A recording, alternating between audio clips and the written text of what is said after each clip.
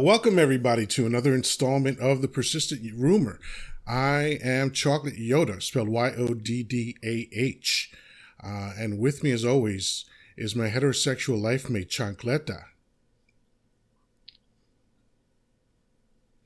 Good, and as you can see, this is a new thing. For the first time ever, the Persistent Rumor has a guest.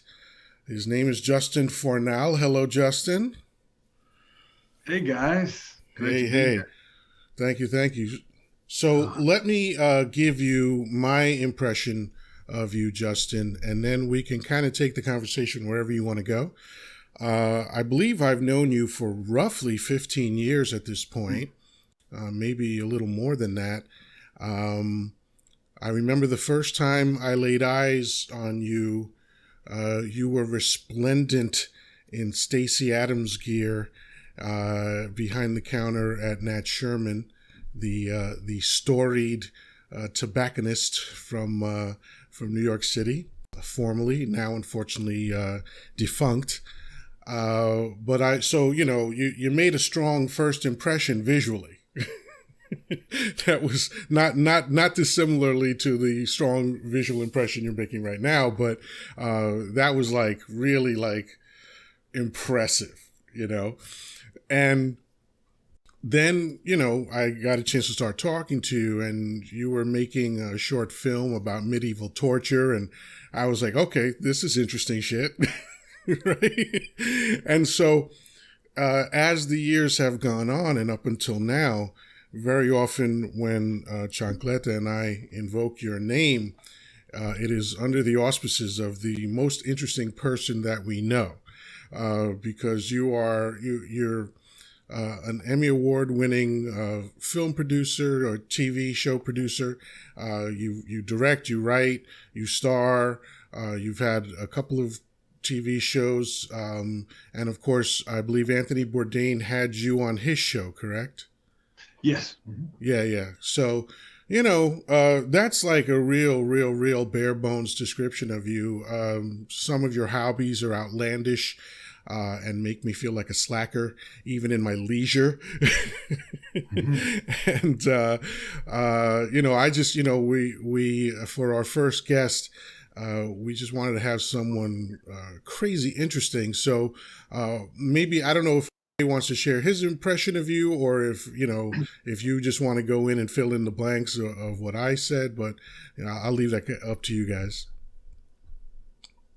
Well, I mean, I've known Justin just a little longer, and like every single time, Justin to me was one of the most interesting people I've met to date, and at the time it was fascinating because the first time I met him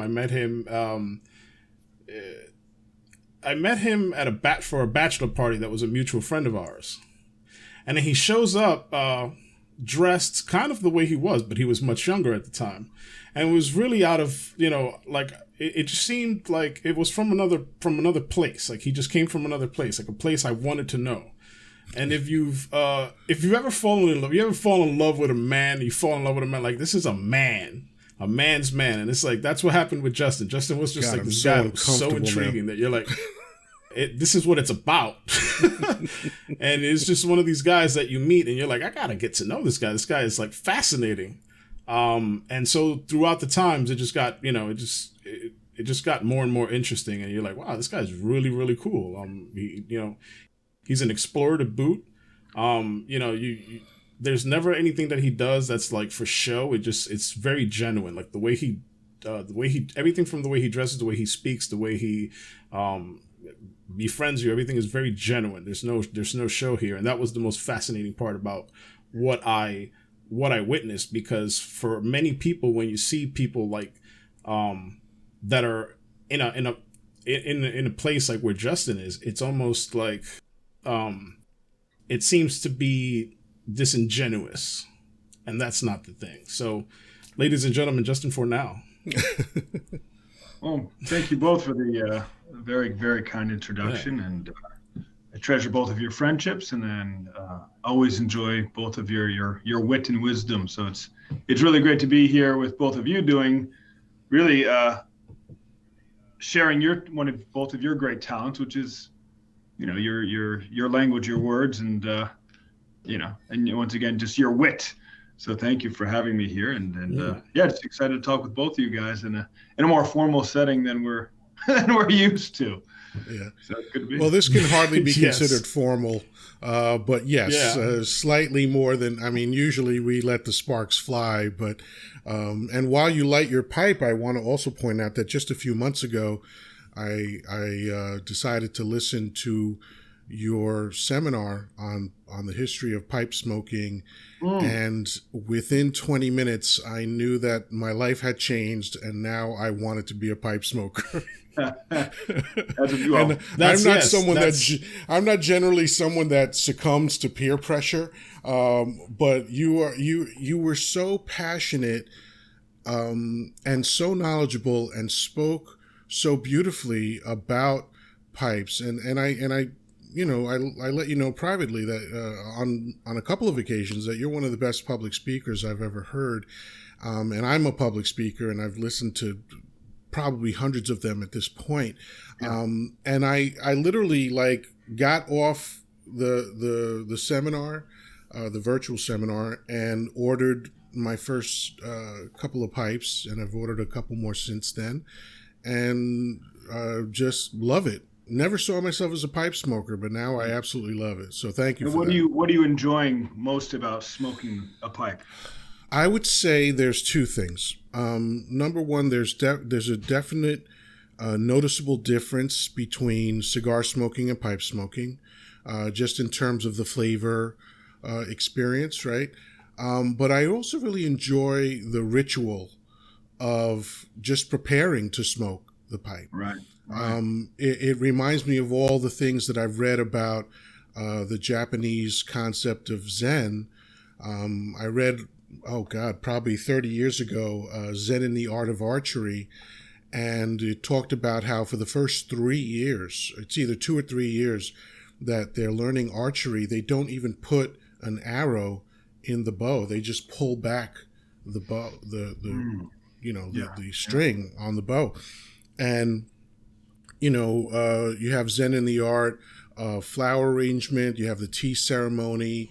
There's just, you can apply that principle to pretty much anything you do. So when I find myself, reaching for the pipe, first it starts with which pipe do I want to use, right? And then it's, grabbing it, checking the screen to see if I need to put a new one in, then checking the filter in the stem to see if I need to put a new one in, and then deciding which tobacco do I want to use. Do I want to use one? Do I want to combine a couple? And then packing it in, making sure that the pull is right, and then finally lighting it up. And that's a very relaxing ritual to engage in.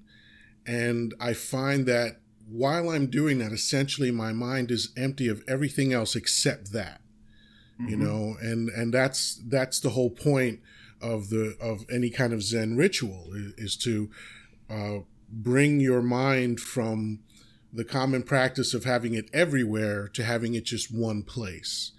And I fell in love with that. It's an incredible way to experience tobacco. And one thing I always say is overall, it's, aside from perhaps a cigarette holder or, a humidor, in terms of a smoking vessel, it's really the only one that you will continue to travel with you, as opposed to obviously a cigarette is pre-made for you. Cigars pre-made for you for 90% of us, and that's it. And then you're smoking, the tobacco is the vessel, with cigarette paper is the vessel. Everything's kind of meant to become ash, where the pipe will continue on and the pipe travels with you. It's like a hat or an old pair of boots. It gains character. It becomes as storied as your experiences are.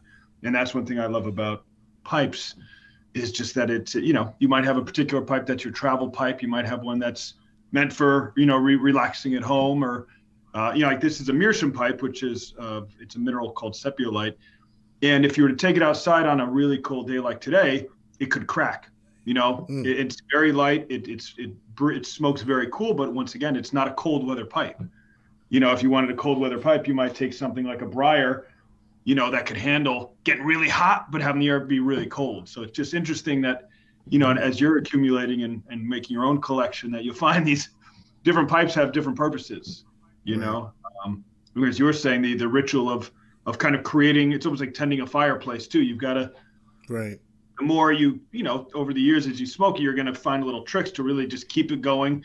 At the beginning when I'll have, I've been smoking pipes since high school, and friends will come over, I'll be traveling, oh, can I smoke a pipe too? And I'll have an extra pipe, and, and I'll give them the stuff, not even thinking, oh, they'll, and they might roll their own cigarettes, and still they can't get that fucker to stay lit for more than a minute. And then they're like, oh, right. Well, let's go through it. And then you kind of go through what the techniques are to make a good pack, and to tend it, you need something to tamp it with. And all of a sudden they pick it up, and it's like, once they get it, they're like, all right, there's a different approach to this. I'm building the smoke. I'm building my own smoking experience, Right. Where something like weed would be, people are packing just to get in there, smoke it, and be done with it. Right. I think if people were smoking something like a blunt, that's more of an art form, than, that could be akin to packing a pipe properly for a long, cool smoke, Yeah. Yeah. Smoking is a particularly interesting endeavor. I never smoked cigarettes, but I started at, I think, 16 or 17 smoking cigars. And it's funny to buy something and immediately light it on fire. Right. But yeah, so yeah, I just, that was, that it was exciting for me to enter this new world. And I try not to be, pompous about anything that I'm into. But really the experience was so different than anything that I had been used to. And it was all because of, your influence. Well, funny enough, sorry. No, go ahead. Doing these talks, I took a month and a half off from drinking alcohol. And usually when I do a talk like this or a meeting like tonight, of course, this would be perfect time to have some, something stiff and peaty on the table. So now, of course, I'm not drinking for the month. There's no chance I'm doing this without, the pipe's getting a lot more play. The cabinet closed for a month. That's it. Speaking of having something stiff on the table, go ahead, Chancleta. Did you hear the thud again? At any rate, I it's funny, but there are things I gravitate towards that like have rituals behind them. Like for me, it's shaving is one of those things where I particularly like to deal with I use straight razors, I use safety razors, I use I use the regular 5-blade razors as well too, but it's easier for the head and stuff like that. Use different oils and different soaps and badger brushes, synthetic brushes. There's a whole thing, and different soap, different scent, aftershave, things like that. So it's everything from using using the sense of smell, also the lathering and the careful carving of the face, if you will. Yeah. So there's a whole thing behind that. Cooking's therapeutic as well, and there's a lot of processes to it. It's calming, it's relaxing. So yeah, I tend to gravitate towards things that have something about it. Even from the process of it being made, like a scotch or something like that. Pipes. If you ask a smoker about his pipe, there's usually a story behind it. Either by the way it was made. I have pipes that I actually received from Eric Nording, right? And you were there. It was because of you, right? Like this was this thing that just occurred, right place, right time. I met Eric Nording. He was a great guy. He told me his stories, and I don't remember why he gifted me that, but he did gift it to me, and I was grateful. And he autographed it. One I bought, the first one I believe, and he autographed that one. But yeah, those are good stories. Yeah, I have a few of them, and it's my favorite pipe. So I know why he gave it to you. Just because you're a handsome and powerful man. It's something about my stance. I don't know what it is, but yeah, I guess. Great stance. And just you were talking about shaving. I think that there's so many things that can be done in a way that is more than just the process and the convenience, and from everything from shaving to smoking to coffee, everything is, I feel like we keep getting fed this idea that quicker and convenient is better, and I know that there's a spot, Yeah.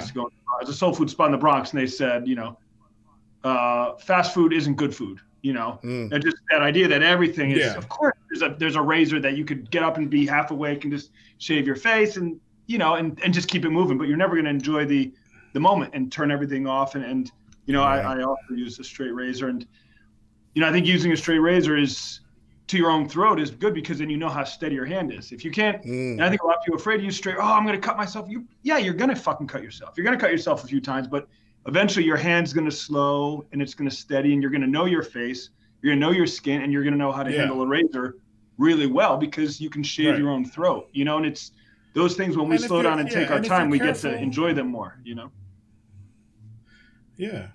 And I find that if you're careful, you're never gonna nick yourself that bad. Like, you're not gonna carve open your throat. You're gonna, you're gonna nick yourself. You're gonna, rub an alum block on it or something, or throw some talc or take a shower. You'll be fine. You know what I mean? Like, so sometimes the worry is a little bit more about just the inexperience of it. I mean, I remember at one point I didn't like Isla Scotch. And then you start to hear the stories, and thanks to you, it was more things I learned, and the stories sort of help you understand the process, and the process kind of makes you go, that's interesting, and suddenly it's like, oh, this is something that I do enjoy. It's just a matter of really opening yourself up to different experiences. You may not like it may not be a thing that you do all the time, but sometimes you do find a little comfort in that, and you find a little bit of relaxation and peace. And I think we all need something to fall on that's like that, whether it's meditation or anything. It's all about really like just enjoying, like using your senses, really. That's interesting, because I think and I want to get to an aspect of Scotch with you in a moment, even though I don't drink, but there is something that I found fascinating that you did, I guess it was a year or two ago, but something that you said earlier, and what Chancleta was just commenting on, it's when you take the time to get into a ritualized thing, and of course I'm not talking about ritualistically carving up people to appease the gods, something personal, something where you're forced to be almost anachronistic, in the sense of going back into a time where there weren't so many things vying for your attention. The zombie in the box that is our cell phones, the mad dash to attempt multitasking, which isn't even possible for humans to begin with, but we keep trying. But that's why people keep wrapping themselves around trees while they're trying to text while they drive, because you can't do it. And it does kind of bring you to this place before all the maddening technology, where people did have moments for themselves, where you could be self-centered and take care of yourself and just be in the moment, And I think particularly for men, that's an important thing to do, because after all is said and done, most men that I know feel like the weight of the world is on their shoulders, because they feel like the health of their family is their responsibility, and that's a lot to deal with. And society doesn't really give a shit about that with regard to our well-being. So we have to be the stewards of our well-being, and these are little things that you can do to facilitate that. But that said, you did this thing which sounds like something that someone's making up when you describe it. When you went to Scotland and swam around, and it was a head fake, because it turned out to be about charity, but it sounded like it was about Scotch. Yeah, So please explain that story. Yeah, absolutely. So myself and two other swimmers in 2017, I believe, which is, I can't believe it's already been like that many years. Yeah, wow. It was a few years ago, and Yeah. I had done a number of open water long distance swims and really enjoyed them. Started with the Bronx River, and then started doing some other American rivers, Newark, New Jersey. Did the Cooper River through Camden, but wanted to do some bigger, larger open water swims. And Right, so just regular shit that people do. Yeah. Well, it's like anything else. It's like if you're a good basketball player, you're trying to work yourself up to more important courts, or to a bigger league. So it's with swimming, it's like you're just going for bigger, longer swims, colder water, rougher water. And Isla, Scotland is an island off the coast of Scotland. It's been called the Queen of the Hebrides. Very big ocean. If anyone has the idea of like scary open water, that's the North Atlantic off of Scotland. When you're on the west side of the island, the next stop is North America. So you're dealing with all that big swell. And it's always been a fantasy of mine to really I want to swim in that water. And my favorite whiskey for many years has been Lefroy, which is, really one of the smokiest, campfire tasting, peaty, funky, briny whiskeys. And right next door is Lagavulin, and right next door there's Ardbeg. And Ardbeg is really the other two terms of smoky whiskeys on the planet, other than some really rustic mezcals. These are Ardbeg and Lefroy are head to head. And this island has 8 active distilleries. And these are really like where the Highland Scotches, if you're like, I'm going to have a single malt Highland Scotch, is going to be very smooth. It's not going to be smoky. It's going to be beautiful. But the ones on the island in Isla are more the medicinal, the bad boys, this rough, people would say it's like eating like a dead seagull out of a burnt tire. Of course, these are descriptions by people who don't like it, but if you can imagine that being a good thing, that's what people find attractive about it. So I like me some dead seagull from time to time. Exactly. So it's a 100-mile coastline, and so the idea was I wanted to swim from Ireland to Scotland, which was 30-mile swim, but it had been done before.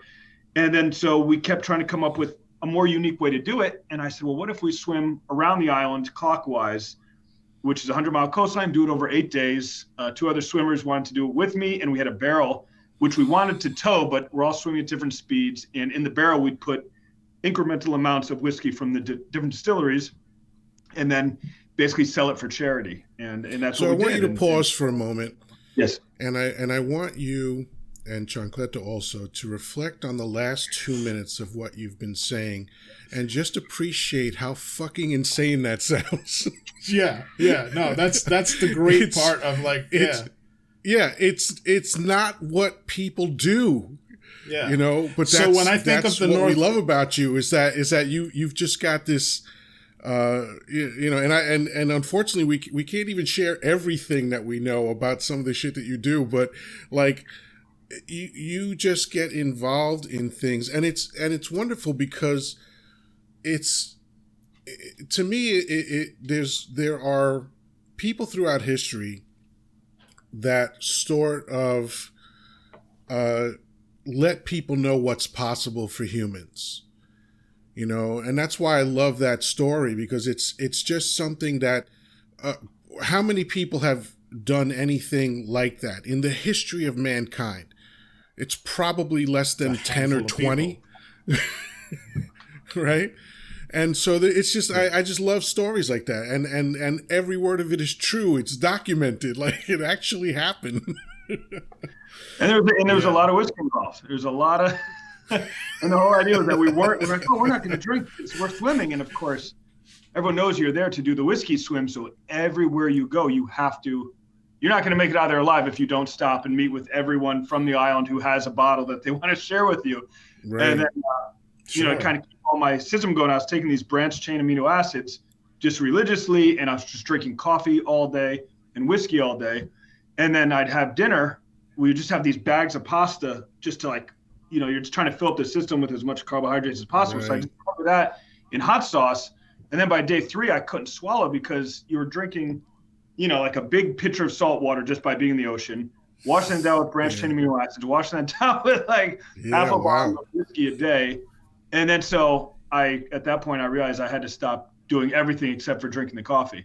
I'm like, well, I'm going to need the coffee to keep moving, but it was just coffee and oatmeal because I was just so much acid coming up from my system because I was, you're basically partying as hard as you can party while doing something that you should be doing at your most, basically like running like a New York Marathon. You should be very careful about all your intake. And my intake was just kind of a bad mixture of a lot of mismatching horrible things. That's wild. And what was the charity aspect? The charity aspect is, so there's the Royal National Lifeboat Association, and this is a group of almost like a Coast Guard. It's like a volunteer Coast Guard for these, and these is rough water. So if the fishermen get in trouble, these are the guys going out, and these are tough guys, and it's basically a volunteer organization. So the company who sponsored us to do this took a big portion of whatever they made. We were just really looking for the budget to make this happen. And then we can't personally sell the liquor. So the liquor company sold all the bottles. Boom, they went really quick. And then a portion of those proceeds went to these guys, to these hardworking iliacs, as they're called. Yeah, that's spectacular.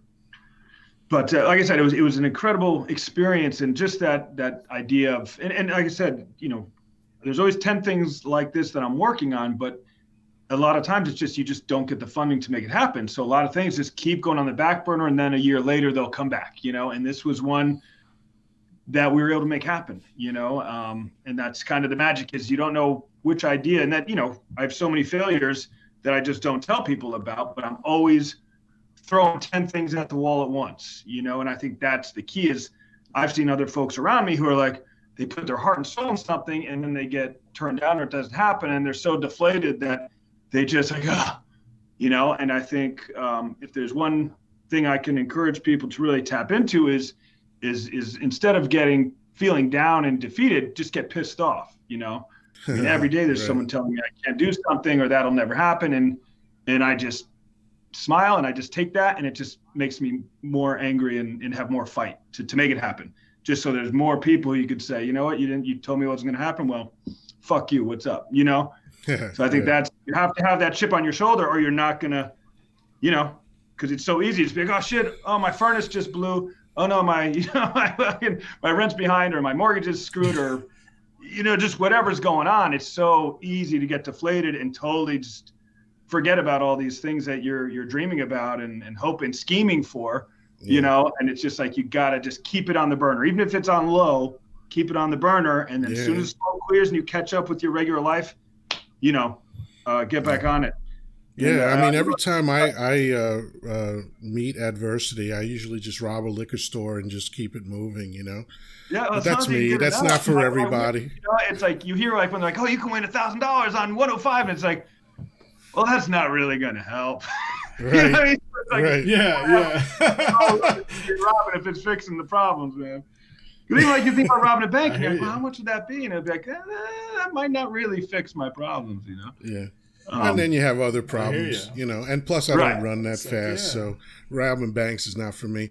But so, all right. So we basically started with having you respond to our impression of you. But what do you want the world to know about you, either your history, your present, your future, your family life, if you want to talk about that? Whatever, man. The floor is yours. Talk about what you like. Well, I mean, just only because we're talking about swims, and I think that something that you guys found interesting when it happened, we had a bit of a reunion with the swimmers, like whatever, a month ago, and Johnny was one of the swimmers who works for a whiskey company. He sent everybody the same bottle of liquor, and we all sat here just as I am now, and each of us just drank the bottle of whiskey and talked for, God, we must have been on here for like 4 hours. And of course, it was just great, and everybody's patting each other on the back, and I enjoy that, and I love those guys. But also, it's like, at the end of the conversation, I said, this isn't it. This isn't it. We did this one thing really realistically long fucking time ago, and we need to get on the next mission. We got the next thing, because this isn't it, and this was one thing we were fortunate enough to do, and we were able to do it. And so to me, it's always like, what's the next one? Even when you're doing that one, you have to be right. Figuring how to keep it mobilized and not just stop. And my big swim, the one I've been dreaming about, and was unfortunately was sidebarred by COVID, is there is a body of water between Canada and Greenland. So if you look at a map, you have an area called the Nares Strait. And funny enough, the way that Earth is built is it's so, it's still getting so narrow as we get up into the high Arctic that Canada and Greenland are 11 miles apart at their closest point. So you could just see it. You could, clearly can't hit it with a rock, but you get that feeling. If you're looking at a map tonight, you'd see and be like, holy crap, that's Canada, that's Greenland. And you forget how expansive Canada is and how many islands are and how broken up it is, but they're right next to each other. I mean, it's much closer than Alaska is to Russia. If you think about that, that's 50 miles. This is 11 miles. So that's an area I've been wanting to swim. And so we researched it for a year, and to get the ice, usually it's frozen over. Like right now it's an ice bridge. So you could walk it, and polar bears walk back and forth all the time. They don't have to get their passport stamp or anything. But there's a brief period when that ice, it's the Lincoln Sea, that ice melts and then it breaks through and washes through like a little, like a drain. So the only area that'd be open would be farther down, a little bit above one of the northernmost settlements on the planet, which is a place, it's an Inuit village called Kanuk. And we'd be swimming from Canada to Kanuk, which is 25 miles. And no one has ever attempted this swim unsupported. The water is never above 30 degrees, even when it's not frozen. It's salt water, so it doesn't, it's moving at 30 degrees. It's moving at 31 degrees. So this is something I've been wanting to do for a long time. We'd go to Greenland. We'd leave from the village via dog sleds, and on the dog sleds are boats. So this village gets so frozen in that to even get to the ocean, you have to take these giant boats on these big dog sleds. And then we'd take the boat across, and then I'd swim back. And we were planning on doing this last year, the year before, trying to do it this year. But until everyone is kind of openly vaccinated, it would just be unfair. And no one would want us there, first off, because it's a small village, 500 people. This is generations of Inuit people and knowledge and information. And clearly we don't want to be the asshole Americans who go to this fucking village and kill wipe everybody. them out. Yeah, exactly. So it much like the early settlers did to the Native Americans. Exactly. In America. Yeah, and certainly. Anyway, so this sounds outrageously dangerous. So I'll just say in advance, it was a pleasure knowing you. Sure. Can I have your hat? We'll probably I'll do a list before I go. I mean, it certainly is it's a big one. It's a very dangerous one, and it's only very dangerous because there's no large cities. There's no one there. There's no one. Right. And once I'm out there, that's it. So we just have to plan it so well that we will, we'll have a paramedic with us. And we'll have a lot of stuff. But some folks who are planning with me don't seem to understand how dangerous swimming is and how dangerous swimming in cold water is. And, I'm going to go in there until I can't go anymore. And hopefully I can do it in one straight go. But if I have to do it over 2 days or 3 days, we're going to do it in the safest way possible. And obviously don't want to get eaten by a polar bear just because you'd certainly then the polar bears would be the bad guys. And certainly I'm the only bad guy. I'm the asshole who's up there in their turf, so it's just got to handle everything really in an intelligent way, because it'll be, to be able to do that swim would open up a whole different idea of how to interact with the high Arctic. You guys are mentioning things that people haven't done. A lot of swimmers all tend to do what are called like the big seven. Think about all the different variations of the English Channel. It's like, okay, well, yeah. And in my ideal, it's like, okay, those are great things, but I don't have enough money and time to do things other folks have done. So if I'm going to invest 2 or 3 years and save the money and get investors, it's going to be some shit that no one's touched yet. So this is the one, and hold me accountable, but this is the one I've been dreaming about. And this will be a swim that I'll be truly, truly proud to do, That's fantastic. So, with regard to Inuits, I have 2 thoughts. Number one, I've never dated an Inuit, and that's a shame, I think. I'm looking forward to trying to do that. But number 2, they are absolutely fascinating just as biological entities. Like the shit that would kill everyone else, like the extreme cold that it's like you can't have your skin exposed to it for more than 30 seconds. They just walk around with no gloves, they're different humans. Yeah, and I think the most fascinating thing, if we think about folks who have been born in the high Arctic or have chosen to live in the high Arctic, it's a land without trees. So any wood they have access to is wood that was driftwood that drifted there. There's no trees in the high Arctic. So what we're dealing with There's no vegetation either. Very low vegetation. I mean, we might be talking about, just bits of shrubs, low growing shrubs, really little very little vegetation. But so most of the things that they've made historically have been made either obviously from ice, but mainly from the skin, bones, and fat of sea mammals. Right. Almost everything. Kayaks were made of sea mammal bone, whale bones, whale skin.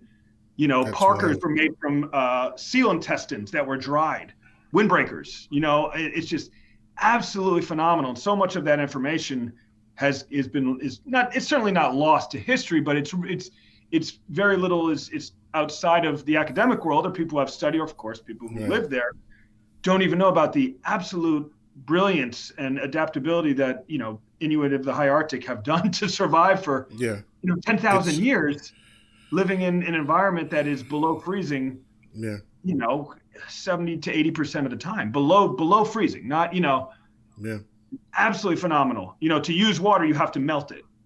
And so many of the fires, your fuel, a lot of times the fire fuel was animal fat. If we think about lamp oil being whale oil in the 1800s, that's still a very real thing in parts of the world, because that's, if you're out there and you're out on a hunt, you don't have all the convenience that, unless things are being sent up from the south. You got to know how to use everything. Yeah. And it really speaks to the variability of the human race, because really, when you think about it, people chose to go there.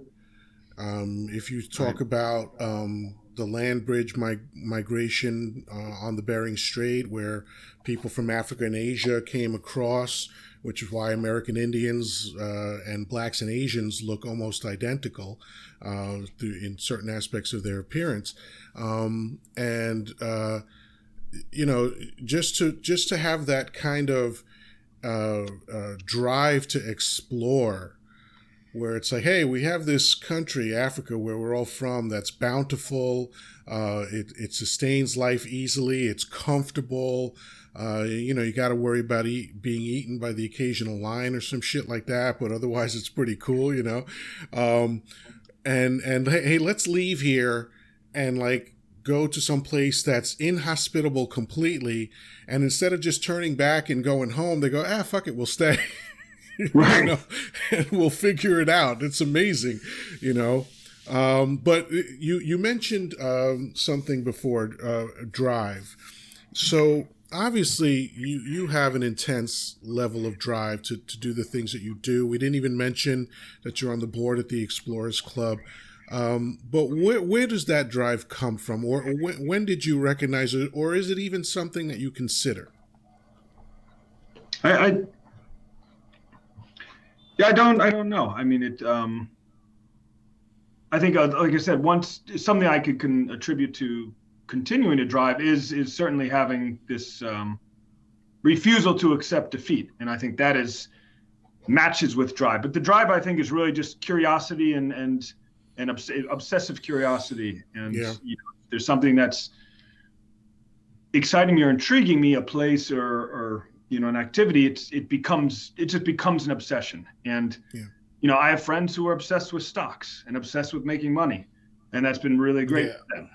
I don't have that at all. I'm not interested in numbers. Obviously it's nice to have money, but I'm not intrigued by money. I don't look at things and be like, I could and of course that's been certainly for folks who have that's worked out well for them, but they don't obsess about getting to, the largest market in Angola and be like, I need to get to that market because there's this one woman who makes this fabric out of this tree bark, and that's what keeps me up at night. And you can't decide what the things are you like. And some people, of course, I love to dance, but my salsa's off. It's like, but there's people who will be like, I'm going to salsa or tango every night, and they're fucking. It's incredible. So I think it's how much you like the things you like and how much you can remain focused on something for a period of time, because the really interesting things in life, it takes time to get there. It takes time to figure out ways to achieve them. And so it's just, I think it's a matter of not being, oh, today I love chess. I'm going to be the biggest chess. And the next day, it's like, I fucking love Kung Fu. I saw this movie and I fucking love Kung Fu. And the next day, you're like, I'm going to be a chef. It's like, you can do all these things, but you got to stay the course. Yeah, and really like them enough. You bring up something so important. One of my favorite films is a film that I don't hear anybody discussing ever. It's a film called Mr. Nobody and stars the brilliant Jared Leto. And what I took away from that film is that life has infinite possibility until you make a decision, right? And so I'm exactly like you. And I think humans in general, if you think about building civilizations, it really started with wanderlust and curiosity and just like, hey, what's over there? What's this thing do? How do we solve this problem and all that stuff? But what you're talking about in terms of choosing whether it's a vocation or a pursuit or a passion or whatever, like I'm one of those people that's exactly like that. Everything I see, I want to do. But of course, once you choose something, then everything else kind of goes away. Yeah. And you have to decide whether you want to keep pursuing something or get on something else. And I've done that many times. Like I was an athlete when I was younger. I changed sports a few times. I taught myself guitar. I taught myself drums. But all these things were phases in my life rather than something that I clung to and said, no, I'm going to stop everything else and become an expert in this thing. Yeah. There's probably positives and negatives to that. But I'll tell you what, with regard to money, here's what I guarantee you. All the people that are into money and make money their sole pursuit, I bet you when they get to the end of their life, they don't say, I wish I had made more money. I bet you they say, I wish I had, gone to Scotland and checked out the Scotch and swam around and, tried to figure out how to fuck with Inuits and shit. You know what I mean? Like, that's the kind of thing, like, that's part of my motivation to do this podcast is that it's the road less traveled. It's an opportunity to do something that I'm very passionate about and that's off the beaten path so that when I get to the end of my life, I mean, it's a persistent rumor that we're all going to die, persistent rumor. Whether that's true or not, I don't know yet. But if it is true, I want to make sure that while I'm here, I'm engaged in the way I want to be engaged rather than being a slave to the system, and I know that got a little deep for this podcast, but that's all right. Deal with it. Well, I think what you're saying makes perfect sense. Especially one thing I like to say to folks is, certainly life is, you're constantly battling, you're constantly enduring for the sake of enduring. It seems like a lot of times, and that's why I think it's important. Don't underestimate the importance of designing a perfect day or a specific experience because, those things are like, well, you put so much work into this moment. Well, that moment is a glistening moment and you have to appreciate that. And that's something, romance, for example, if you have a woman or a person in your life that's important, it's like to go above and beyond, to do something outrageous and beautiful and that smells good and looks good and is a whole textural, sensuous experience. You're designing a moment because so many of the other moments are just grit and grime and dirt and hustle and putting your nose to the grindstone. So to design something that is surprising and exciting for another person is, that's a wonderful thing to do. And it's wonderful to do for yourself too. Even like we're saying, just shaving your face, whatever it is, it's like creating comfortable, great moments. I remember years ago, I was talking to a guy when I was at Nat Sherman and he was like, oh, I'm so stressed and this and that. It's just a guy, I didn't even know him. And, I'm an outdoorsy person. I'll wear a dead bear carcass for a week and I'll fucking whatever, find my way out of a cave. And I said to him, I said, you really should, I said, look, man, if you're feeling whatever, I said, I take a bath a few times a week. Take a bath. I light the candles. I soak in the tub, and I'll have some tea in the bath. And he's like, "I'm not taking a bath. I'm not taking a bath." And I said, "Oh, because you're tough. You're so fucking tough. You're not gonna take a bath." And I said, "Believe me, I'm tougher than you, motherfucker. And I take a bath 3 times a week." You know what I mean? So it's just like there's this idea that this false ideal of being a man or being masculine is that we can't also treat ourselves or be comfortable. And it's like you have to do both ends of the spectrum. You could be Right. 30-degree water, and whatever, eating a dead possum, whatever the most idea of being a man in the outdoors is. But you could also enjoy putting on fucking nice robe and putting a hot towel on your face, shaving with a razor, and then soaking in the tub. So it's like, do it all. Try to give your life the full experience of all ends of the spectrum. The ultimate discomfort, the ultimate incomfort. Right. Oh, brother, you're speaking my language, man. And I'm talking a lot, so I'll let Chancleta go after this. But as Chancleta knows very well, I am absolutely slavish when it comes to my comfort. I insist on it because, dude, if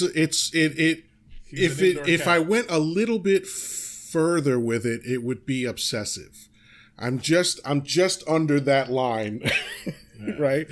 But I will buy anything that I can buy that gives me even an inkling of increased comfort, and it's because life is hard, life is struggle, life is challenge, life is overcoming, life can be sad and life can be suffering as well. And so, the only thing I have control of, and this is something that Chancleta and I have talked about a lot over the years, is like, what we choose to do for ourselves, so I love the idea of just finding those things that, ground you to yourself and increase your comfort and relaxation, because I think it's critically important. Yeah. I mean, listen, I would take baths if I had a tub I could fit in. So I could sit in my tub, right? Like if I want to soak in my tub, I can. I just have to decide which half of my body I want to have it soaked in. Like I just, it's gonna be it divides it about the waist, and it's like, and it's very little water. Like, what I'm saying? If I get it about maybe 1/5 of the way, and it's like I sit down and it's like floop. So, have you tried taking a shower in the dark? I'll tell you what I do. I actually, not in the full dark, but candlelight. I'll do that.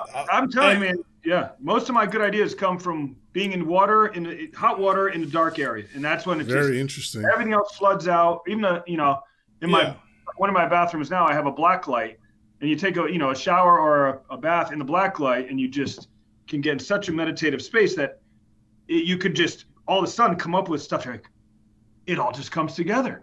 I had some really good ideas for a project I'm working on, and it came out of being in that very surreal, strange kind of space where the frequency just felt different, and it was very comfortable, and I was able to just forget, wasn't even thinking about anything, just let my mind wander, and all of a sudden, some of the things the problems I was trying to solve really solved themselves from being in that very, almost like what are those tanks they would put folks in? The deprivation tanks. The deprivation tank, yeah, it's kind of the same as something like that. Really wild. Yeah, I did one of those, I think 1.5 years ago or so. I've lost all sense of time now. I thought your swim was 2 years ago. It should. It's really 2 years ago, and that's why it upsets me when I realize that it has been a little bit longer, just because time passes quickly, and it's time to get something done. It's like, oh shit, I need to do some shit. But I love the fact that we're having this conversation, because the predominant wisdom in American culture is that men don't talk like this, that we don't have these kinds of thoughts or conversations with each other.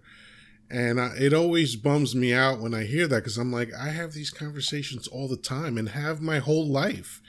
Like it's like, we don't talk to women about this stuff. We talk to other men about it. Mm-hmm.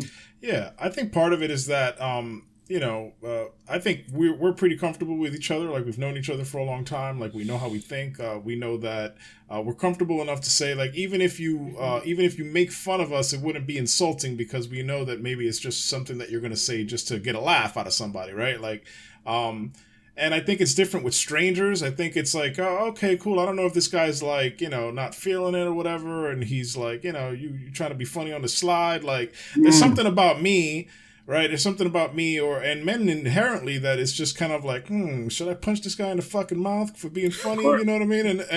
And so, it's off-putting a little bit just to feel that way for some people. But I think that once you get comfortable with being who you are as a man and whatever, and like you're fine, like that all goes away, right? And I think that there's a lot of guys that just really haven't gotten there with who they are necessarily, or not comfortable enough to be like, let me go public with this and just say, hey, look, this is who I am. I'm okay. Like, I'm totally fine with who I am, and this is how I'm going to be, no matter who I meet or no matter when I meet them, because that's just a genuine way to be.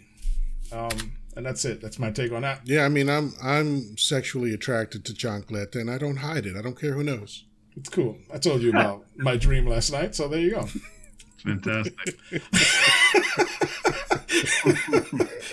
Callback. That was working out nice. So what else, Justin? You've got a lovely wife, a daughter who's. I was just telling someone. I was telling my son yesterday when I was discussing having you on as a guest. I was like, all right, here's the scenario. It's a film premiere for a child at a dog kennel. Like, none of those things go together. Yeah. But it was one of the most interesting things I ever did. I actually was on a first date that night. Oh, fantastic. Yeah. And we walk in and the smell of shit hits you right away. Oh, and I'm like, this is going to be a great test for how this chick is. Yeah, exactly. No, that was a great night. And just to speak on what you're speaking about, yes, my daughter a few years ago made a film called Zombie Pug, which was, we had, adopted numerous rescue pugs, as they were called. And one of them was, had been badly, whatever, just his face was all kind of messed up. And so we had him be this zombie pug. And it was, we used the money to donate to the Bronx Dog Shelter. And so I thought, I think that for the, I haven't made a ton of films, but for the films I have made, I feel that the viewing experience is just as important as the film itself. So, I've shown some of my films in abandoned buildings or, in like old, aqueducts and a place where people have to get dirty.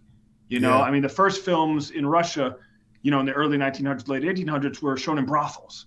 So you think this idea film used to be kind of a dirty thing, and the reason that's so important is because of the convenience of handheld devices and YouTube. It's just like everybody can just sit on their couch and not have a visceral experience. They just get to sit and watch it and judge it and never really get their hands dirty, as opposed to you have one film that unfortunately I wasn't able to attend, but I recall vaguely that people had to go through waterways to get there, literally get in water. It was the greatest experience of my life. That was a great night. And so that was in Yonkers. That was the American premiere of my film, Konzompirion, which was a science fiction film. And the year was 2008.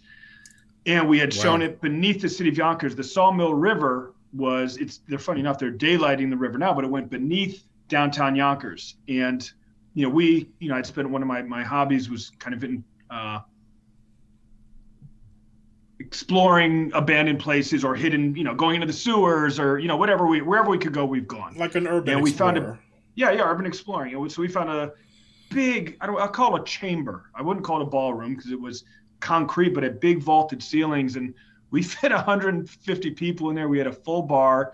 We hijacked the power from the street, ran it across. We stole a construction bridge from a construction site so people could get out at the end. But to get into the movie, you had to basically go a mile through this tunnel. In Yonkers, there's a place called the Chicken Field. And in the it's just a big parking lot. I don't know. I think it must have been some kind of chicken farm back in the early 1900s. And you have to go down and scale a fence, go down, and basically walk through this water-filled tunnel till you come to the chamber. And that was so wonderful. But we didn't know that it was raining upstate. And the problem, always keep this in mind if you're going to go into an underground tunnel with water in it, is, it can flood very quickly, and that can become a life and death experience. Let me write this down. What was that? Going into an underground? So we're at the back of the movie's another half hour to the movie, and I get a tap on the shoulder, and someone says, the bridge is underwater. The bridge to get out is underwater. I'm like, what do you mean it's underwater? I said, so they're like, no, it's been raining upstate and it's all coming down the river. Wow. So I go over there and the bridge is underwater. So I jump in the river with a few of my guys and we start taking rocks from the river and we lift the bridge up and we just keep building it higher and higher so people could get out at the end. And we didn't want to ruin anyone's movie experience. And I go to the back of the chamber, and it's like lapping. Here's like the concrete edge and the water's just lapping at the edge, ready to come in, and it never came in. And then right as soon as the movie was over, we stayed in the water and we just made sure the bridge didn't fall, and everybody just kind of quietly walked out on the street. Yeah, no, for a total regular, typical night out for the average. It could have been, well, it could have been, it's just like, it could have been a tragedy. But the experience for me was beyond description. Like, I don't know if I could ever describe it to a point where I can make you really, really feel that experience. It was like something I've never done in my life, and it was like, oh yeah, I want to do more of this stuff. This is the baddest shit I've ever done in my life. It's great. As far as new experiences are concerned, one of the things I've been pondering a lot of recently is like different places around the world. I value culture capital, right? Like I value learning about different things around the world, how people live, what people eat, what people dance to, what makes people happy, what makes people, just in different parts of the world.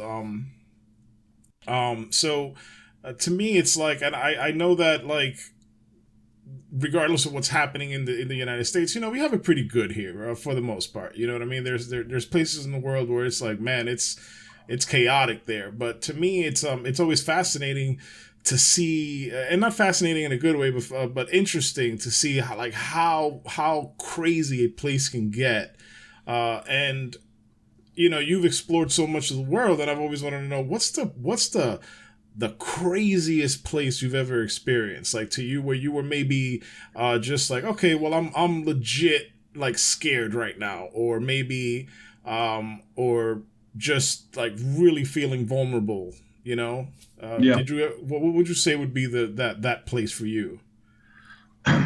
Well, I think I think it's almost as if you think of like what constitutes a bad neighborhood, and I think what constitutes a bad neighborhood is who's there at the time.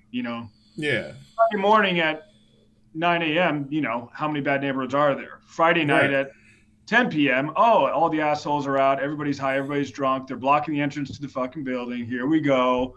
You know what I mean? It's like, so certainly it's like, I don't think, not too many places were, I knew that they were hot spots, places sure. like, just certain spots in like Liberia, Sierra Leone, right after they both had civil wars. I was there in 2007, and it was wonderful, great experiences. And of course, there's just a few little hairy experiences you have. When you have teenagers who are given military power and have machine guns and are really drunk and really high, and and they're blocking the road. Of course, it's like, okay, here we go. Here's this thing. Yeah. Ain't no party like a post-Civil War party. Yeah, exactly. Right. Well, and then when, of course, people see opportunity, as they should, if they're in a desperate situation, and they say, Sure. here's a interesting asshole I haven't seen before. Let me see kind of thing. But a place that sticks out, and I'm looking forward to getting back, is Yemen.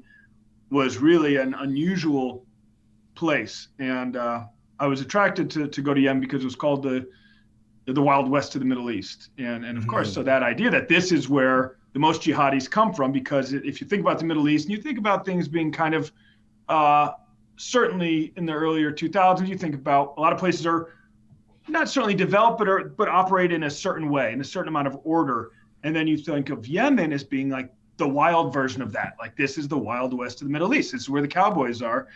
Yeah. And so, going there, certainly it was the most guns I'd ever seen in my life. And, we saw 12-year-olds with AK-47s just walking around, and the machine guns were not carried in a threatening manner. It was carried like the machine guns were carried like you'd wear a baseball cap. And I know that's a hard comparison to make, or the way everyone would wear boots, or, like, that's the way the machine guns were carried around. It was just an accessory.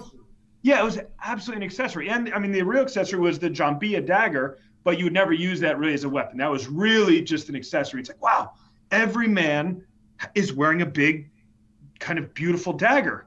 around their waist. And it's like, well, that's, geez, everybody must have a knife fight. They must come out immediately, but they don't. It's like, that's truly decorative. But the Kalashnikovs are everywhere. And I remember we were leaving, we were staying in Sanaa, and then we flew to an island called Socotra. And when we flew back, we landed in Aden. So Aden is on the coast. And Sanaa's the capital, right? Right. Well, Sanaa, yeah.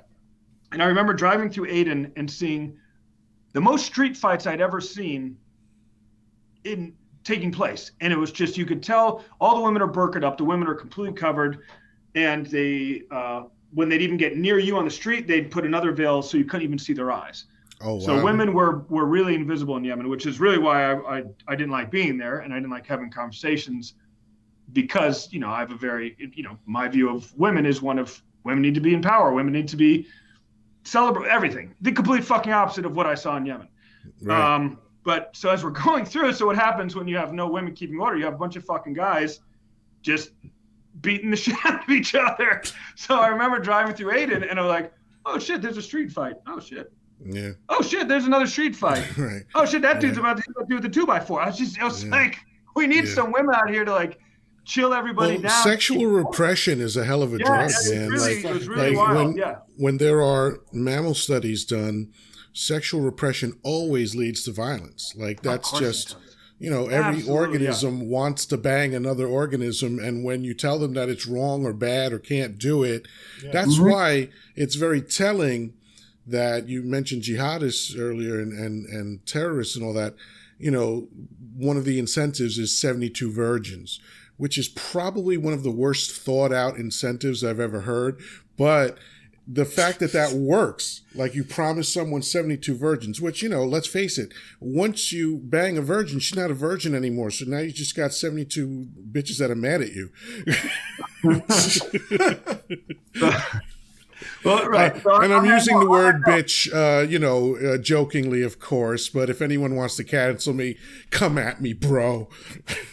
So you can imagine. So if that right. So as we're driving towards the edge of the city, we were pulled over, and we had been telling everyone we were from Canada because it just avoids a bigger price bigger your head. It's just like, these are some Canadians, who fucking cares? Where's Canada? Who cares? That's kind of the vibe. As soon as you say USA, then it's like, oh fuck, get on this. It's just going to make more trouble. And we were there to just kind of be quiet observers and interact. But when on the edge of town, we had to go through a toll booth and gave our American passports, and then everybody freaked out. And all of a sudden we had pulled over. I'm like, oh, here comes the rubber hoses. Here we go. This will be fun. We'll see what this is going to look like.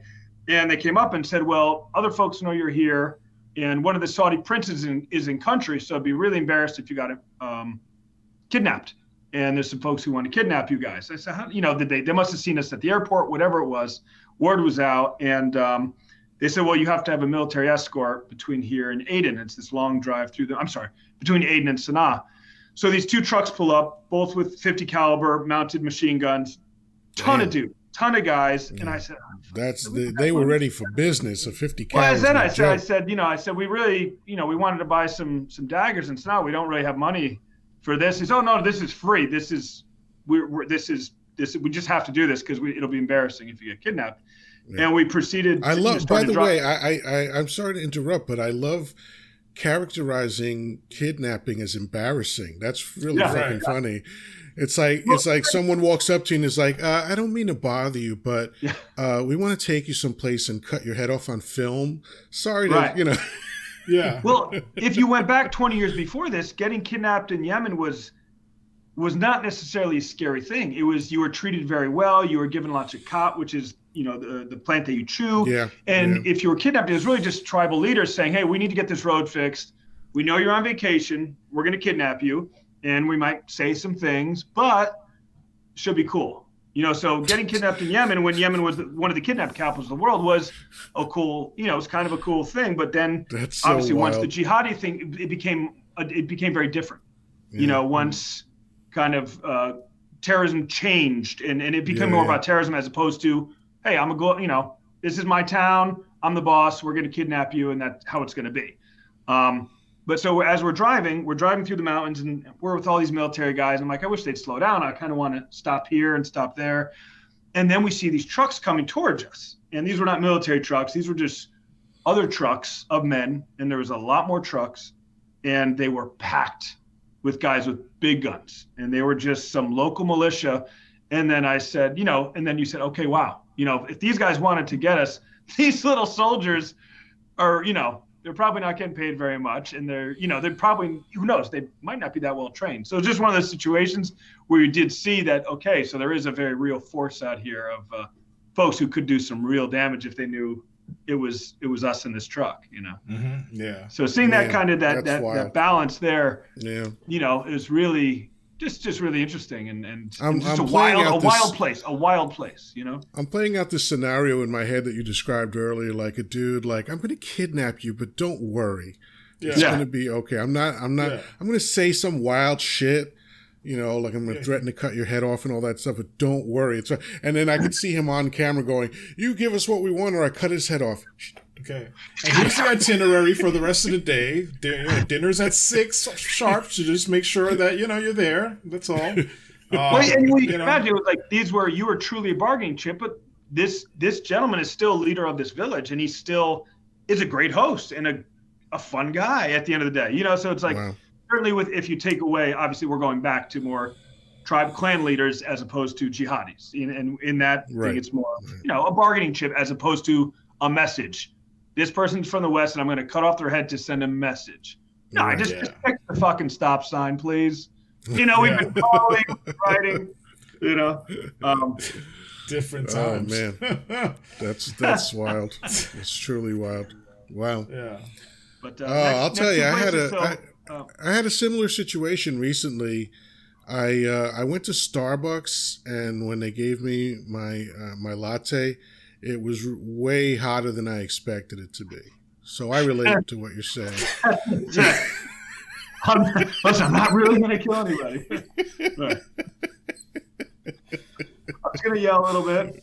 All right, let's mute Fred. Let's mute Yoddah. Justin, take it away. So what I would like to mention that I co-founded a nonprofit called the History, Arts, and Science Action Network with a good friend of mine, archaeologist Kelly Dietz. And that's really going to be the big focus going forward. Most of the projects, most of the work I'm doing that aren't physically things like swims will be through this organization. And right now we've started our first really large project. And just to give you an idea of what kind of an example of one of our projects is, it's historic justice, it's relic repatriation. And an example of what we're doing is there was a cemetery that was built in the mid-1800s called Columbia Harmony Cemetery. And this was a place where Frederick Douglass's son was built, African-American cemetery, built by the Columbian Harmony Society, which was of a group of freed African-Americans, folks who were just coming out of being enslaved. And it was a group that was kind of helping people get their footing. And one of the parts of the society is that you had a place to be buried. You'd be buried in this very prestigious cemetery, this Columbian Harmony Cemetery. And by the late 1950s, there was 38,000 individuals buried in here. You had several Medal of Honor winners from the Civil War. Once again, Frederick Douglass's son, first African-American policeman in Washington, D.C., first African-American pharmacist. So it's very beautiful and just lots of families. And some of these stones we're talking about massive mausoleums, huge, giant stones, which certainly going back to the 1800s, this was not the common thing for African-American individuals at this time in history.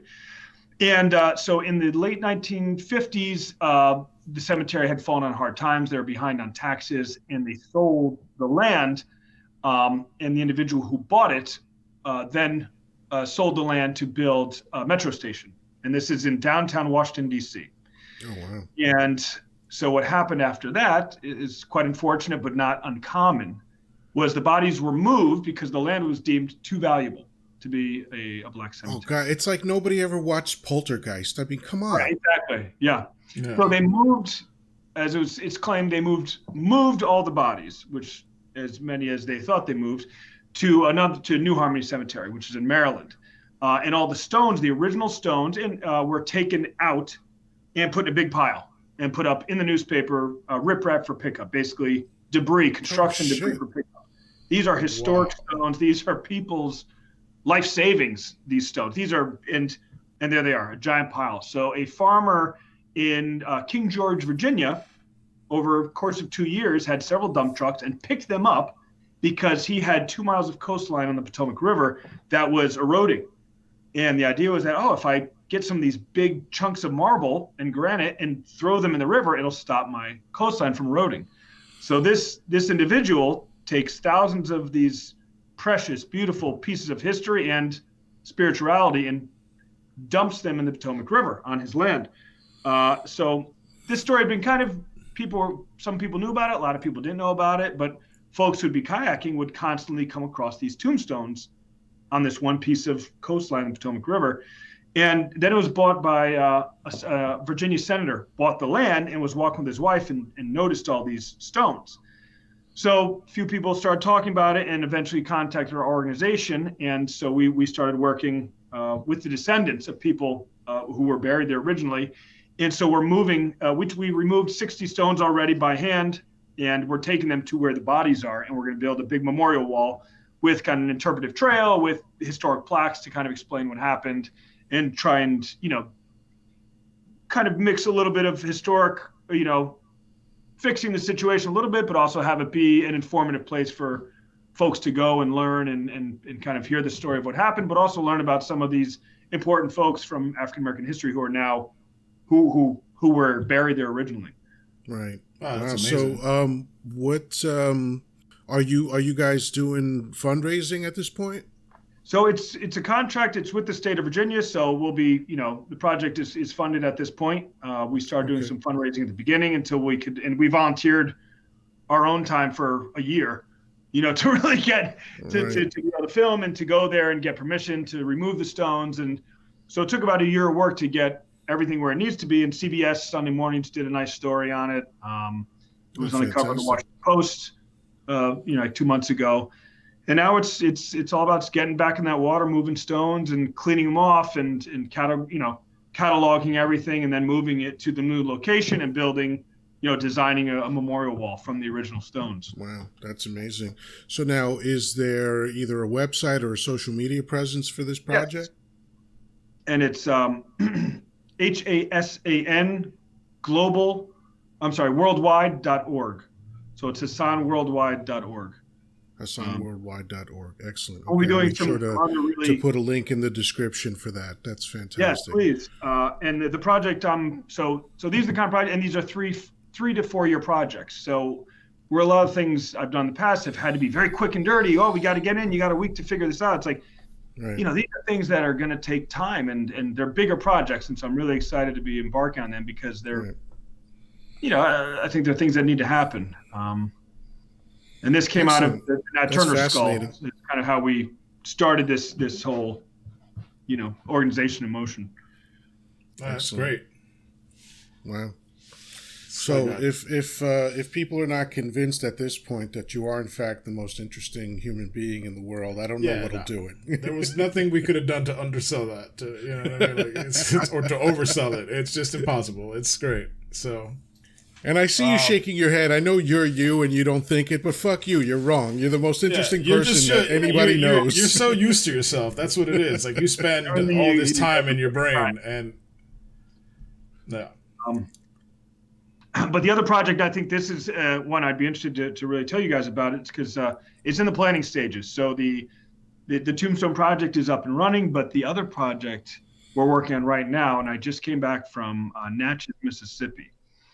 And this is a really interesting story, is middle of the Civil War. You have, a very large influx of newly freed individuals leaving plantations going north, particularly up the Mississippi River. Man, in places like Helena, West Helena, Arkansas, Natchez, Mississippi, you have refugee camps being built. So we can imagine we have this massive population who is now newly freed, but is also without a home, without work, without really anything, trying to figure out what's going on. So the Union Army, who's in Confederate territory, is now setting up these refugee camps and receiving families of enslaved. By the way, this is a part of that story that is rarely ever discussed. Right, and that's what's really interesting about this story in particular. So in Natchez, Mississippi, a large camp is built. And one of the interesting things about how the camp was built is the second largest slave market in the South was on the outskirts of Natchez, Mississippi. The largest was in New Orleans. Second largest is in Natchez, and it's called the Forks. And it's right on the outskirts of the town. And to build this refugee camp, what's called the Union Colored Troops, which are African-American Union troops, were sent to tear apart the slave market to build this refugee camp. And this is something a story I hadn't even heard before I went to Natchez, and I was meeting with the historian teams there, and it was documented these troops were there tearing apart this slave market that their families had been sold in, and they were getting to rip it to pieces. And they were saying, oh, my mother was sold here. And what a powerful moment in history that even their voices were being written down of what they were saying and how they're feeling about this. So that wood was taken down to build these barracks for the families who were coming in Natchez. And so certainly there was some good things happened in Natchez, but also the Union troops had this large group, thousands of individuals now who are, they're feeding and they're trying to kind of keep everyone from getting sick. But also you have Natchez was really one of the crowns of Southern aristocracy because of these giant plantations who now had no workers. So the plantation owners are contacting Union troops and saying, hey, can we hire some folks to work here? We need work. We have a whole crop of cotton that we don't have anyone to pick it. Can we pay you guys to have these guys come work for us? So the general there wrote to Ulysses S. Grant, said, General Grant, can we lease out these workers? And so General Grant, I have all the letters, said, yes, you can lease out these workers, give them 2/3 of the pay to keep, and then put the final third into a fund for the camp so they can get more food. So, there was kind of a good deal going on here. But what happened, and so I'm still going through papers to find this, is that really looks like, of course, as I'm sure a lot of things are in a lot of places where, corruption goes unchecked, is a lot of the Union troops were just pocketing the money and hiring these folks back basically to work for free for these plantations where they formerly were. So certainly there's a lot more to this story, and a lot of folks died and they were buried on site. So we believe that the actual location of the barracks, we have the maps, we went there, we droned. I've got to go back with LiDAR to actually see beneath the soil. But once we find the location, the actual location of these barracks, we're going to have a big archaeological dig, which will last several years. And we think that we're going to find large amount of bodies that were buried on site, and just items that'll be on site. So if we think about families coming off of these plantations, anything that would have been material culture that would have passed down, perhaps even back to Africa, things that would have came over, would have been with them. So what we might find on that site might really fill in some very interesting gaps for these individuals in that history. And we might be able to do some DNA matches as well and see who came in there, who came through that area.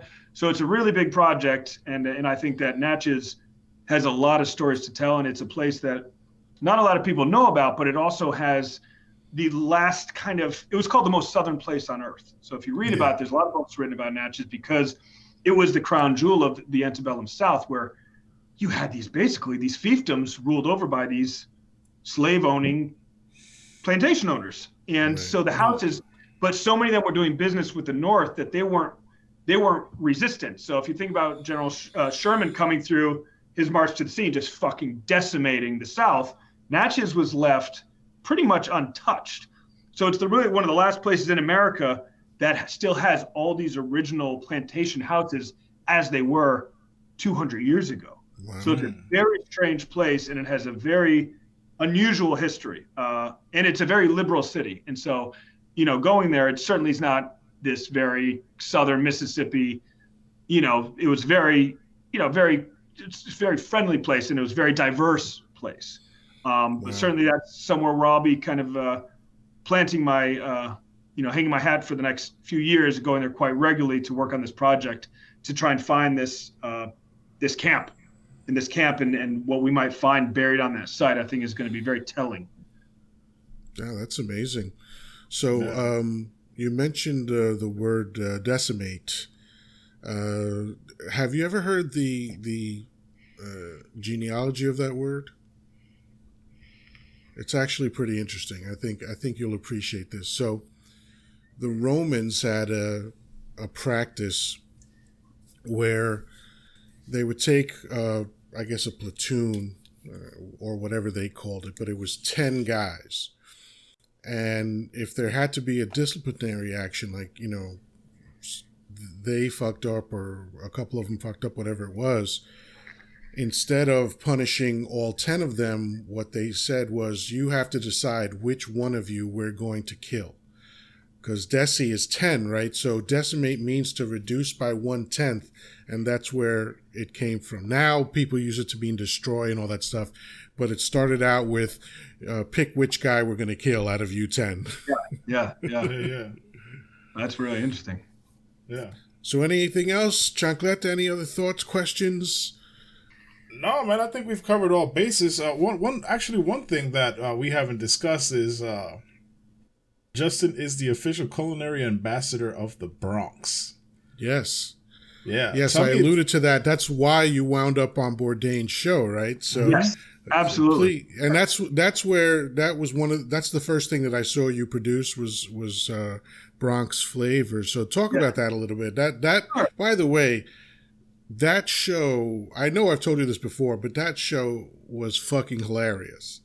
Oh, thank you so much. It was absolute. I loved you were so over the top that the people that were dealing with you had no idea what to do ever. Yeah. And it was so much fun to make, and just for those who don't know, so I had a show starting in 2007. I played a character named Baron Ambrosia, and he's this eccentric, over the top, kind of almost a genie, like a wild genie explorer, very, like I said, just always a fish out of water, where he was, from this far distant land, and to him the Bronx was this great ancient kingdom of mystery and romance, and that was kind of the aplomb that was approached, that was kind of within that world of the Baron, and the show itself. He was somewhat mythological too, right? Yeah, right. Very much if you think of like a Loki character or kind of the trickster within any mythology. This very sexual, very,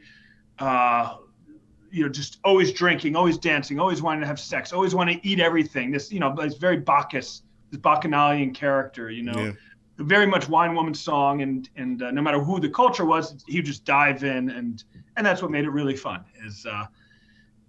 It was, and it was kind of almost like a psychedelic novella. So it had those elements of like your classic novella, where it's just always some terrible romance happening and some tragedy, but it would be done at local Bronx businesses. So we'd be going into a very real place with very real people, like 188 Cuchifritos, where we took Anthony Bourdain and acting out this very dramatic soap opera, and then talking about what foods they had and how good it was and how important the food was. And that's, and so that's, I heard Anthony Bourdain was coming to the Bronx, and I was really kind of on the outs of the show. I had gone on to Cooking Channel. We did a season, and that was great, but that was kind of the end of it professionally, because once you go to a national network, make sure it's the right one, because if you get a season, then you're done. No one's going to say, oh, unless your show's doing the number one show on TV, then everyone's going to fight for you. If you're just doing okay and it's too advanced for, a national audience, then that's where it dies. And I knew the show was, kind of on the outs, but I heard Anthony Bourdain was coming to the Bronx, and I'd been beating the drum of Bronx food for, quite some time. And all of a sudden it's like, oh, he's coming. And everyone's like, oh, Anthony Bourdain's coming to the Bronx. I know his secretary. Do you want me to say something? I'm like, yeah. And they got back and they said, oh, yeah, okay. They said, thanks for calling. And I'm like, okay. And then someone else like, oh, I know Anthony Bourdain's producer. I'm like, all right, let him know. I want to help him out with the show. I want to whatever. And then I said, yeah, okay, they know. And I'm like, I says, this dude, is he dipping me? Is he going to try and go around me and not have me on his show? I said, I've been beating the Bronx food drum for all this time, and now he's going to come in, and all these fucking broken hipsters are going to watch his show and be like, I'm going to, So I was sitting there, feeling some kind of way, and I said, I'm going to be on the show one way or another. There's that drive again. Yeah. Well, I said he's going to, he's going to he's going to see me, I'm going to be on the show. No matter what, I'm going to be on the show, or the show's going to get stopped, and,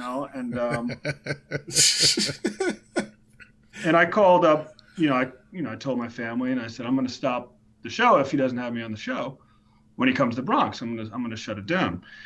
And I called my lawyer, and I told my lawyer, and I said, I'm just letting you know, Anthony Bourdain's coming to the Bronx, and he's, no one's returning my call on this thing, and I think he's gonna try and diss me. And of course, other people are feeding me too. They're like, if is he dissing you? He's not gonna have you on his show. Oh, he da da da da. So I'm man, he's playing you, son. Well, whatever, and yeah, it's like, is he gonna clearly, at that time period, I've been doing Bronx food stuff, and New York Times would consult, whoever was doing a Bronx food store would call me up. And so I said, okay, maybe he thinks I'm too flamboyant, whatever. But if he's coming to the Bronx and he doesn't call me, there's not too many zones where I'd feel that way or feel, that it would be worth the negative situation. And so I called my lawyer and I said, I'm just letting you know, Anthony Bourdain's coming to the Bronx. And I think I'm saying, if he's going around me and he's just going to shit on me, then, I'm going to shut his production down. And, I didn't go into it, but I knew exactly, kind of what we're going to do. And then I get an email saying, oh, his director's heard all about you. He can't wait to work with you. He wants to know if you'd like to co-produce the show. And so I said, okay, everything's cool. And then I met with the producers, and everything was fantastic. And it was a great show. And it was, it was just a matter of, it's just like anything else. No one's telling him that I'm calling. He doesn't know shit. Right. He's fucking in Morocco or something. You know what I mean? Right. And it turned out he was a fantastic person to work with. It was a great episode. I could just imagine you before you knew what was going on, getting all psyched up. You were like, let's slip the dogs of war and cry havoc. Yeah. You almost got son. Well, times when you do stuff, it's like, you really have to weigh the risk, the consequence, what's it going to be? And of course, you got to face the music. If you're going to do something negative or stupid, you got to do it, and you got to say, yeah, the fuck, I did it. Another time, you didn't have to. It went your way, right? Say again. You didn't have to do anything. It went your way. Of course, no, it went great, but that's also sit back and just listen and watch, and you know what I mean. And what's crazy is that I didn't know that you had done that. I was just watching an episode. I think it was on Netflix, and I'm watching it, and I'm like, "What the fuck?" Because that was a big deal, man. Let's face it. Like, Bourdain was a fucking rock star. Absolutely, yeah, absolutely. And that was the goal of the episode was to have it be mainly about the evolution of hip hop. And so when I'm good friends with Melly Mel and been friends with Kool Herc for many years. And so when they were doing that, I said, you can't do this without Melly Mel and Kool Herc and Grandmaster Caz, right. Another legend. So to me, that was the most important, at that point, it wasn't about me being on the show at all. Just being involved was the important thing. And it was really about getting Mel on there and Kool Herc and Grandmaster Caz and having those faces on there. Once I knew it was a hip hop show, once I knew that, of course, we're talking about food, but really the folks was hip hop. That's, these are the legends right here. And so that was great that he had these moments with these legends and spoke to them, and for his audience, because, a lot of people don't know about the birth of hip hop and that these legends walk amongst us, and they just live in the Bronx, so it's just, that was, once I saw that's what it's about, then it's obviously time for me to take the back seat and just get those guys on camera with him. No, that was amazing. And, a lot of people don't know that Caz was referred to in, the Sugar Hill Gang, Rapper's Delight, right? And the irony was they were talking about not stealing lyrics while they were stealing lyrics from Caz.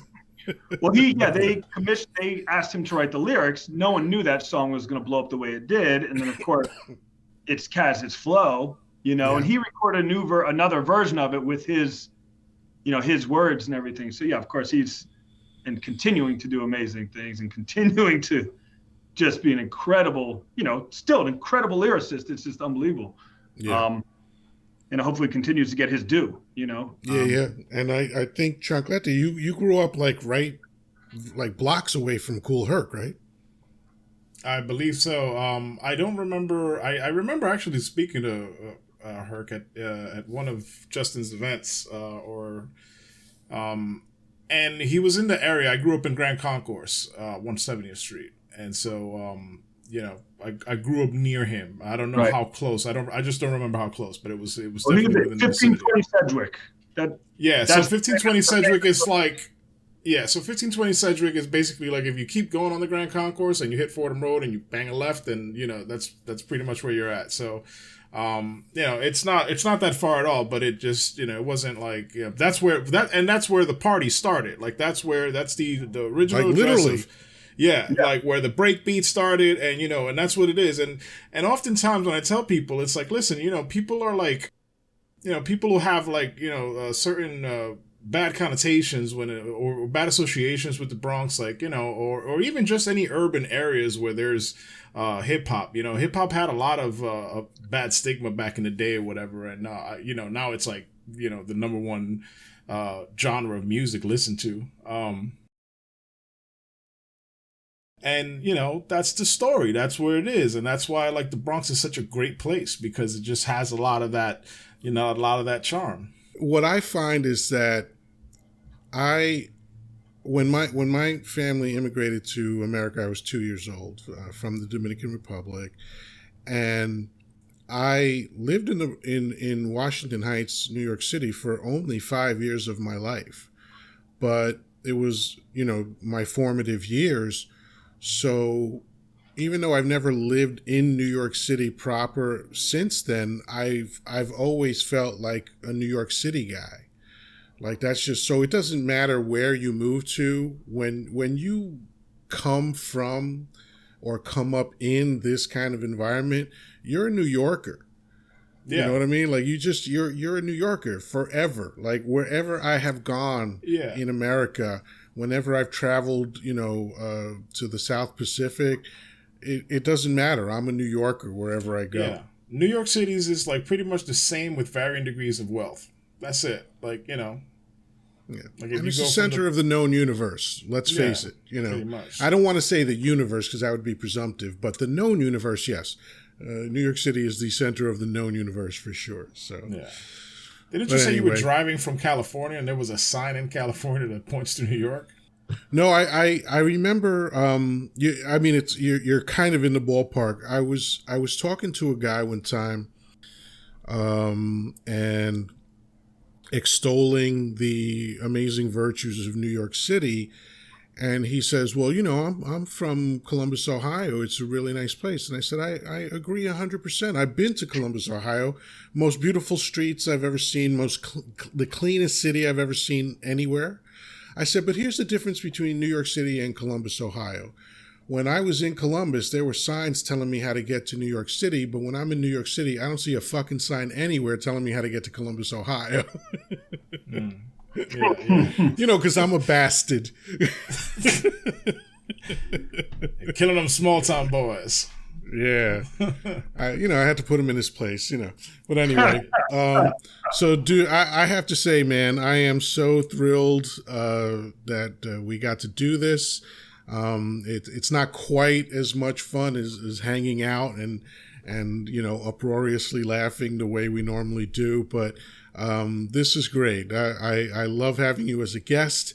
We could go over stories that you have for probably 6 to 8 hours, but I think people would start killing themselves if we did that. So yeah, of course. I propose that after this whole COVID charade is done, like we meet at a bathhouse. We'll play some backgammon or some shit. We'll figure it out. Fantastic. Yeah. I mean, you know what I mean, right? Like, you know what I mean? Like just a fucking Russian bathhouse somewhere and just fucking let's play a game of fucking Parcheesi or something. I don't know what the fuck to do at a bathhouse other than just like fucking shoot the shit. I'll bring my new birch liquor as well. So. Yes. I haven't had that yet, so we'll definitely have some of that. Yeah. I mean, the important thing is that our balls have to be out. I think that's what Chancleta is getting to. Is that? Yeah, I mean, just slapped onto, like, just balls out, and then we're sitting on a tile, sort of counter-like thing where your balls just sort of rest on cold tile. That's a good feeling. Just when I thought my comment was the silliest thing, Chancleta went and topped it. That's what it is. My habitual line stepper. That's to quote the great Chappelle. Yeah. Well, Justin Fornal, thank you so much. I'm going to wrap everything up. Join us on Facebook at Persistent Rumor. Go to YouTube and search for the Persistent Rumor. It's been a pleasure, man.